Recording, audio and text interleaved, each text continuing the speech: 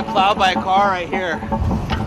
We had a 60-year-old man killed out in Queens, a messenger killed on 29th Street, 10-year-old child killed on his way home from a Little League game. In all of these incidents where these cyclists are killed, drivers are never charged with anything involved in the death. I volunteer with Time's Up. Time's Up is a grassroots organization. I specifically work on the Ghost Bike project. The Ghost Bike is a memorial. It's a bike that's painted all white and installed at the accident site. These are all preventable. This could not. This is not an accident. It's definitely preventable. I don't think it was an accident. No, it's not an accident. It's not an accident. It's a symbol to both cyclists and drivers that someone was killed here, and it can sometimes alert people when there's a specifically dangerous intersection. There are 34 ghost bikes throughout the city. Andre was killed while riding home from a skate park in Far Rockaway. He was truly a special kid. He touched my heart in such a profound way. You never see him unhappy.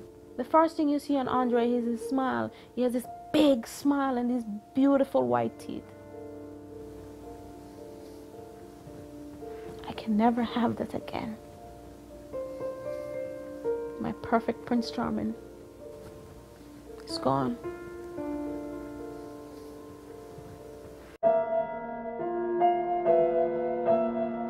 The man that killed him was riding behind and tried to pass him, and first tried to pass to the left and then tried to pass to the right and wasn't able and ended up killing Andre.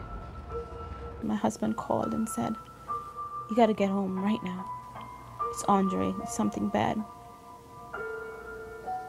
We spent hours at the hospital just waiting for his heart to stop beating, because that was the only thing that was working. There's no way he could have lived. Everything was destroyed.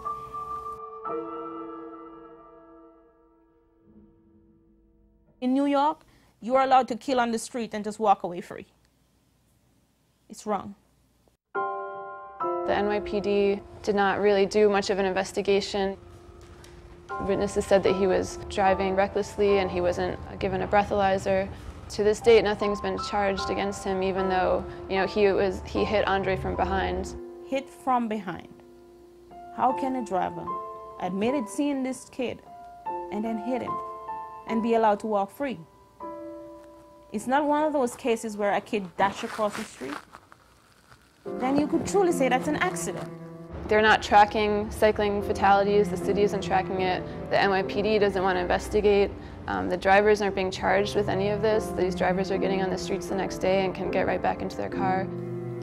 It should be just the same as if you take a gun and shoot another person. A vehicle is a weapon. In other countries, if you kill a pedestrian or cyclist, you lose your license. Here, there's no punishment at all for killing a cyclist. I think the most shocking thing is that in 2005, we lost 24 people, 24 cyclists on the street, and out of those 24, only one person was charged in the death. And I think that's a really incredible figure. We're walking to the site where Andre was fatally struck. At the time of the accident, Shorefront Parkway had two lanes, two very wide lanes. So I find it hard to believe that a driver could not avoid striking a cyclist on such a wide street with no obstruction whatsoever. People need to start paying attention to this, and I think that's what the Ghost Bike Project does. It forces people to acknowledge that this is happening, that we are losing people on our streets and we don't need to. They want laws to change to protect the precious cyclists. The Bloomberg administration spent $1.3 million harassing cyclists on critical mass rides, and that's 3 times as much that as the city spent on safe bicycle infrastructure. See that sign? Bike lane. But where does it take you? To the corner right there, and no further. There needs to be maybe a shift of priorities, focusing more on getting bike lanes and getting safe infrastructure for cyclists.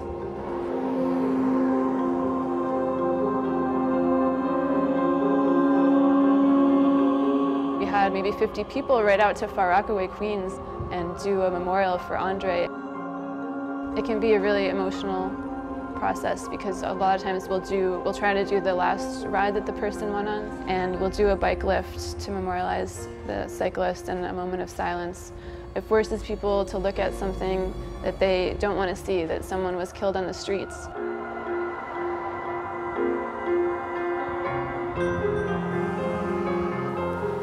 There's only one life each of us can have.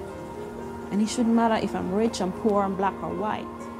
When you kill, that life is gone. And you should pay a price for taking that life.